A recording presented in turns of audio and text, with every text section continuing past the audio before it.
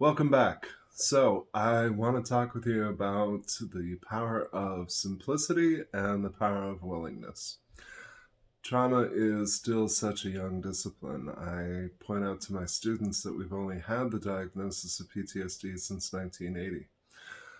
We've really only scratched the surface of this, and one of the things that I was surprised to find was that everything that we've discovered in the field of addictions, a lot of it has a direct application to trauma recovery and specifically to the ways in which we tend to relate to ourselves. So, simplicity is the KISS system, it's the Keep It Simple system. And the way that I highlight that is I have a story I tell about the best addictions counselor I ever worked with. And I was very privileged. She came to work for me many years ago. And she made a deal with me up front that I would teach her about mental health and she would teach me far more than I ever knew about addiction recovery. And we did that for a time. And then she made another deal with me.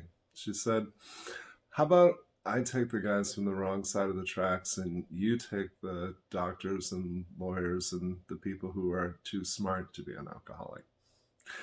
And I was happy to make that deal, but I wanted to understand why that was so important to her. And she said, well, my guys know when they're fucked. She said, they have a willingness to change, they take direction. Your people intellectualize and complicate and make things much harder than they need to be.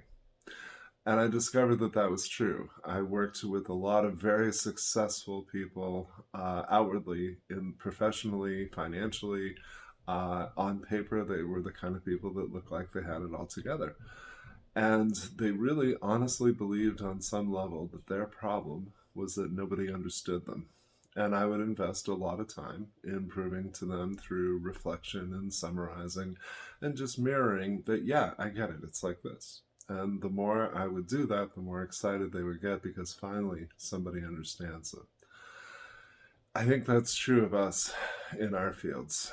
I think we tend to feel like if someone doesn't do what we do, they can't possibly understand what it's like to be us.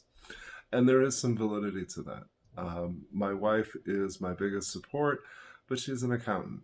I'm not going to go home and tell her about my workday. I'm not going to share things that put me at risk or perhaps even vicariously traumatize me because she doesn't have the skill set for that. She doesn't have a frame of reference for that. And it's not the kind of thing that's going to be helpful to me or productive at all.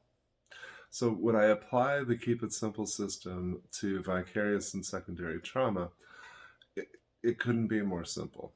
There are phrases, words that stick in my head, things that were accounted to me by my clients. There are images sometimes that I can't shake because something was described to me so graphically that it feels like I can imagine what that looked like in my mind. And so what I've learned is I have to have some people in my life that I respect professionally and very simply. They have to be people that I don't treat like they're fragile. They're people that I respect as being tough and able to bear witness.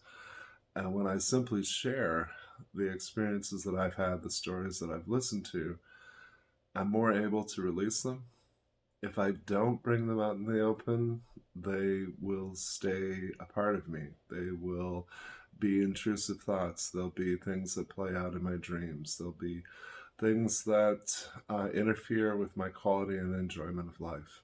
So I have to have the willingness to acknowledge that something has stuck, is continuing to have a negative impact on me. I have to be vulnerable enough to ask the professionals closest to me if I can share that. And then I also have to have a willingness to release, to let go. And I think one of the most important things that we do in mental health is take ideas and concepts that are really only abstract and make them concrete. So here's a quick example of that. When we tell somebody to let it go, how would we actually instruct them to do that? So the short answer to that, I think, is it starts with mindfulness. Pay attention to you. Notice what it is that's stuck with you, whether it's an emotion, an image, or something that you've heard. The hard part is in the next step, which is withholding judgment. It's too easy for me to tell myself that that shouldn't bother me, that shouldn't be something that I'm upset about. The next piece is to express it. And in expressing it, I have to allow myself to be human and fully experience the emotional piece that is tied to it.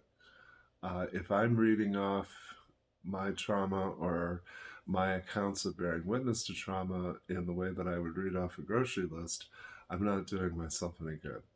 So, allowing myself to express the account, but also the emotional experience that accompanied it then and now, then I can release exactly the amount that I've expressed.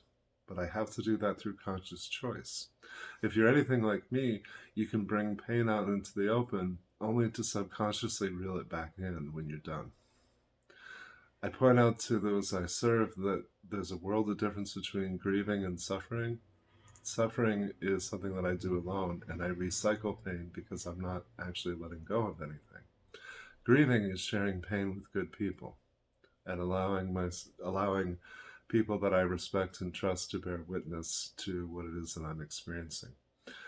And I know that a lot of us are lacking the kind of connection that facilitates that release. And I see that as a compelling reason to hire a coach or a therapist or someone who's professionally trained and capable of bearing witness to suffering.